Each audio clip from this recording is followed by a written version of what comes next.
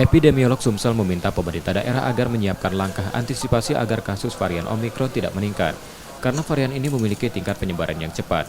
Selain itu, tingkat virulensi atau kemampuan virus untuk menyebabkan penyakit juga cukup tinggi. Antisipasi yang perlu disiapkan Pemda, terutama di masa libur Natal dan Tahun Baru, terkait mobilitas warga yang cukup tinggi.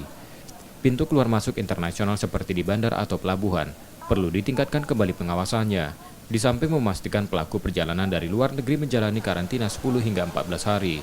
Pemerintah daerah juga perlu memperketat pintu keluar masuk antar daerah, serta melakukan tracing dan testing pada suspek dan kontak erat, meski kasus COVID-19 tengah melandai. Persiapan perlu dilakukan agar tak terjadi darurat oksigen dan kamar ICU seperti pertengahan tahun lalu. Yang penting karena varian ini kan sudah ada ditemukan di Jakarta, barangkali pintu masuk ke Sumatera Selatan harus juga menjadi perhatian kita begitu. Tapi yang paling penting lagi pintu masuk bandara dari luar negeri ya. Orang yang keluar negeri barangkali masuknya nanti harus dilakukan karantina lebih kurang 10 hari.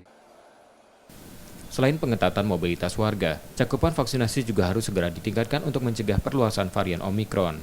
Hingga 19 Desember 2021, cakupan vaksinasi Sumatera Selatan telah mencapai 65,5% untuk dosis pertama dan 39,1% untuk dosis kedua. Emriski Nurmizan, Purwantoro, Kompas TV, Palembang, Sumatera Selatan.